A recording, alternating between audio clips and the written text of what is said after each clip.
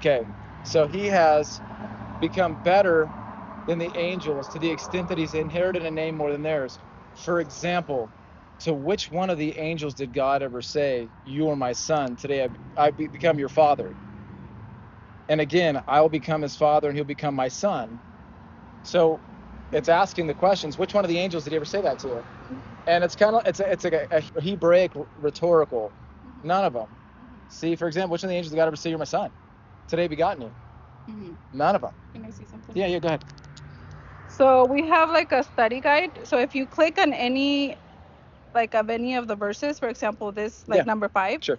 it'll say, no, to which one of the angels did God ever say that? And then it goes straight to Hebrew, like you said, right? It's Hebrew of the scriptures. The angels are a group of, you can read all of that. Yeah. And then, "You are my son, today I have become your father." And it gives you Psalm, right? Psalm to emphasize Jesus.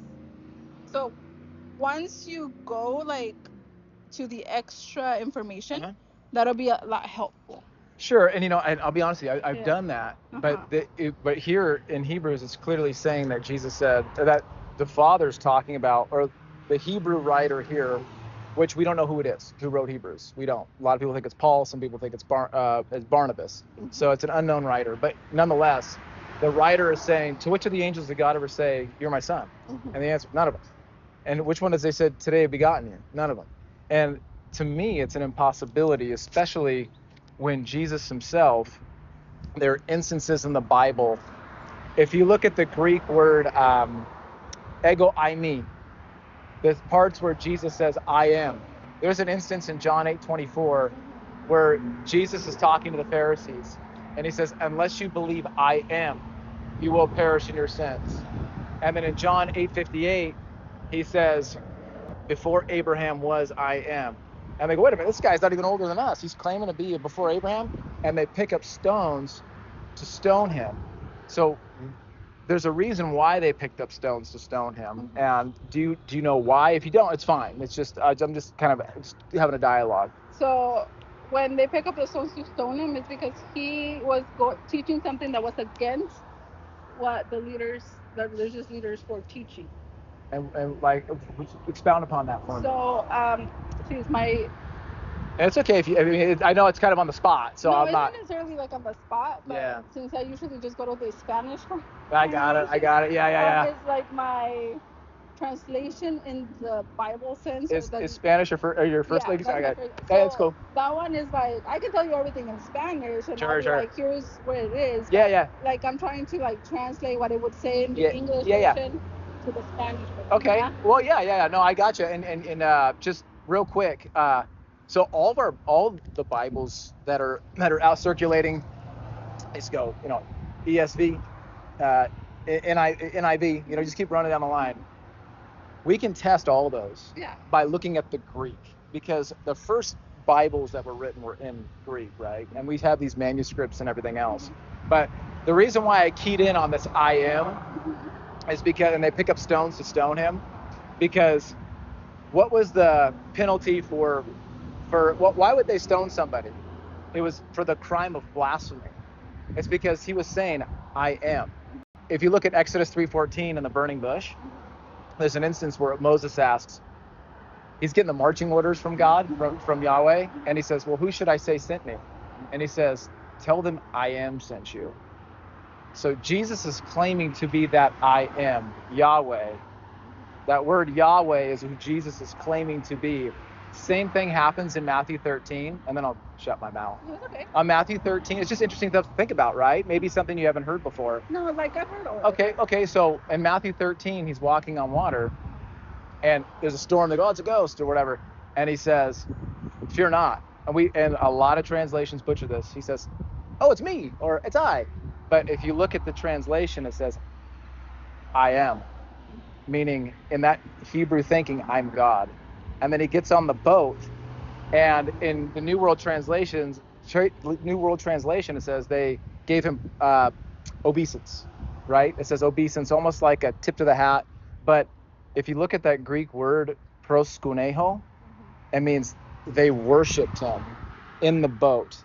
And only God can receive worship. Because many times there's different times in the Bible, even in Revelation, John's getting the revelation from the angel, and he falls down to worship him, and the angel goes, don't do that.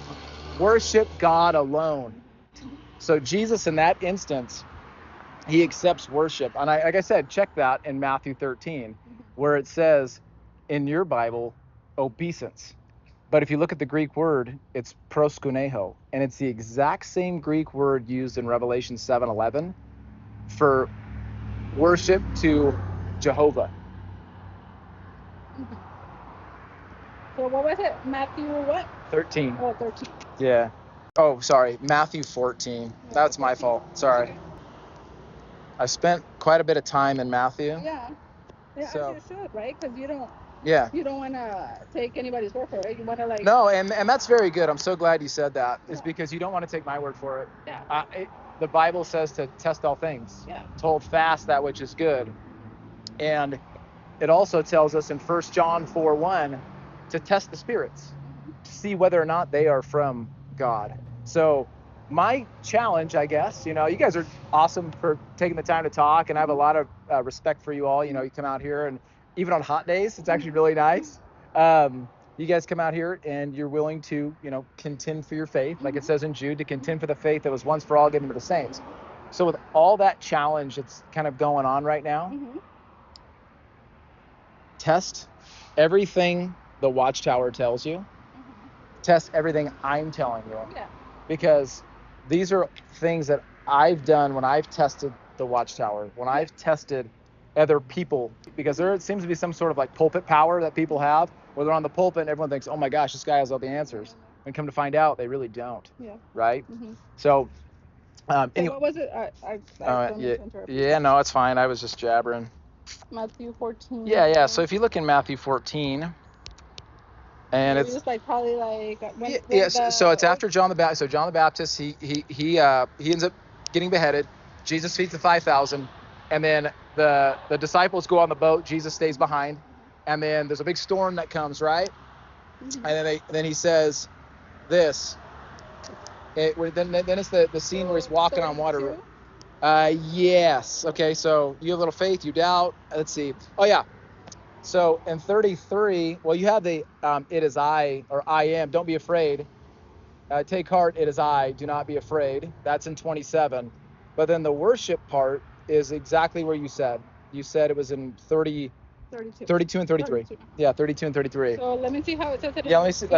Okay. So let me go to the New World Translation. I'm going to show you what it's. Okay. No. We can do that one too. Well, because there's a difference. Because watch this. Can I just see the difference? Yeah, absolutely. So in this one, it says, and those in the boat worshipped him, saying, truly you're the Son of God. Now, in the New World Translation, it says, it probably says obeisance, most likely. So we'll go to Matthew 14 in the New World Translation. Oh, you're in English. Okay. Yeah. Got it. Truly our God, the God's Son. God's Son. And this one, obeisance. See, right there. So it says they paid him obeisance. But that Greek word there is proskuneho. So basically, when I go to the obeisance, because like I tell you, I'm rough in the, can explain everything in English. That's all good. In theocratical, it's a lot different because it's different words, yeah? Yeah. So when I just, what happened? The dictionary, obeisance is noun for respect. Yep, and I totally understand that. I understand that. That's what obeisance means. So that's good you looked that up, because obeisance and worship mean two totally different things, right? So what you have in the Greek, where it says obeisance there, it says proskuneho, okay? Proskunehan is what it says, all right? And it's the word worshipped in the Greek. And that's actually what it says. If you get down to the nuts and bolts of it, that's how the Watchtower's translated it as obeisance. But it really means worship, just like in Revelation 7:11. So you can also read it in the Greek scriptures, right? Yep. In the Greek Bible. Yep, correct. And it's the same word that's used to worship God in Revelation 7:11. So let me see. Do you see proskuneho? So Greek is tough to read. Let's see. I'm by no means a Greek scholar. Yeah. So give me just 1 second, okay? I'm going to type in Matthew 14, and we're going to get this thing down to brass tacks here. Yeah. 14, 32 through 33. They're going to put the Greek word right next to this bad boy. Okay. So you go to this Bible hub right here. Mm-hmm. Okay. So right here is that Greek word. So prosko, see it's right in here. Mm-hmm. It's this one. Mm-hmm. See it? Mm-hmm. So when it's translated to worshipped, you see that? So if you get down to the autographa, the original manuscripts, it's worshipped. And here's what's wild. Mm-hmm. And I want you to check this out. In Revelation 7:11, same word used when it's talking about theos, worshiping God. So the best way I can describe it or explain it, with words, because if you translate something in English to something in Spanish, there's no way you can translate it word by word because it wouldn't make sense, right? Understand? At all. Because it doesn't, like, you can kind of like get the gist, but then you're like, oh no, well, it said it exactly like it is, so it has to be exact. Sure. Languages, that's not how it works. Just like in English, right? So I'm gonna put in like play, like the word play. Uh-huh. It's like you play a violin. Uh-huh. You play music. Uh-huh. You play a sport. So which play is it? Uh-huh. Right. Yeah. So you have to like grammar. Yep. It has to match with what you're trying to say. Yep. Right. I understand. So that it can make sense. Yes. But if we get like every word and you're like, oh no, it doesn't make sense, because then that means that, because in the Bible it also says that God never had a beginning, right? Right, and I would say, and I would submit to you the same thing, that Jesus never had a beginning either. He did, because in the creation it says that he created his son. You're pulling that from what, Proverbs 8? No, I can do it like in Spanish. It's fine, but no, because I know in John 1. Mm-hmm. So check this out. So a little more Greek for you. So in John 1:1, in the beginning was the Word. In the beginning. Yeah, in the beginning, right. In the beginning was the Word, and the Word was with God, and the Word was God. But yours says a God. But it says if we just do in the beginning was the Word. Was the Word. Okay. Yeah, and the Word was with God, so he was with God. So that's Jesus, right? Correct. He's with God. Let's go with the first word, in the beginning. Yeah. So did God have a beginning? No. So why does it say in the beginning? Okay. So that means that Jesus didn't have a beginning. That's a great question, because if you look at the Greek, it says in arche, and it means beginning. And it means as far back as you want to go without start. Without start. So it's saying without start, the Word was already there, and it says it was proston theon, face to face with God. And then if you look at John 1:18 all the way to, so John 1:14, it says, and the Word became flesh. The Word is Christ. On 1:18, it says that he was in the beginning with God, and he is the monogenes theos, who is at the Father's side. Mm-hmm. So it says he was the monogenes, the unique and one of a kind God. And it says, no one has ever seen God, the only God who is at the Father's side. So it's saying that no one has seen God at any time. So who is everybody seeing in the Old Testament then, if no one has seen God at any time? It's my contention that in the Old Testament, every time you would see God, it was Jesus. Because remember in the burning bush, he says, I am. Jesus later claims to be the I am. That's why they picked up stones to stone. The Pharisees went, wait a minute, this guy's claiming to be God. That's the penalty for blasphemy. It's right there. And when Jesus is at his trial, he says to Caiaphas and all the crowd, he says, you will see me coming on the clouds with all my glory and my angels with me. I paraphrased it slightly. And they tore their clothes and said, what more do we need? What more do we need? The reason why they said that is because if you look in the Old Testament, every time that Yahweh or Jehovah would come, he would come riding on the clouds, and he would judge. If you look at Psalm 18, it says he would come riding on the clouds. It wasn't like they weren't seeing this physically, but God was using his armies. He would use like the Assyrians. He used the Assyrians to judge the Jews. but you get a behind the scenes look of what's happening behind the scenes, right? So he came in judgment. It says he came riding in on the clouds, riding the cherubim.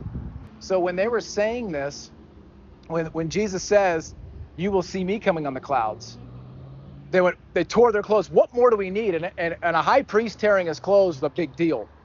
He tore his clothes, and then what more do we need? This guy just claimed to be, he's saying he's God. He's claimed to be the I am numerous times. And when they came to get him in the garden, they say, are you Jesus? And he goes, I am. And they fall back. All of them fall. Why? Because the power in I am. Because he's claiming to be that one, that ancient of old. He's claiming to be God. Well, when he says, are you Jesus of Nazareth, the one that were like, he's like, yes, I am. Like, I am him. Like, he was not denying it. No, but he wasn't. No, that's what I'm saying. He was not denying that he was Jesus, the Son of God. But he says, I am. You're claiming to be the Son of God, right? Because they never said you are God. Like, they never said, oh my God, you're claiming to be God. No, he's like, I'm the Son of God. So that's what they were contending, right? But here's the thing, the Pharisees also said they were sons of God. And then that's when he said, I need to like translate. It's okay. English. It's all good. It's all good. I know I English is my native language, so I understand. So, but let's do this because we do have to go. I know you got to roll and your stuff's flying everywhere. But let's do. Can I get your number? Yeah. And then there's this. I should have gave you my card. Anyway, go ahead. Your card.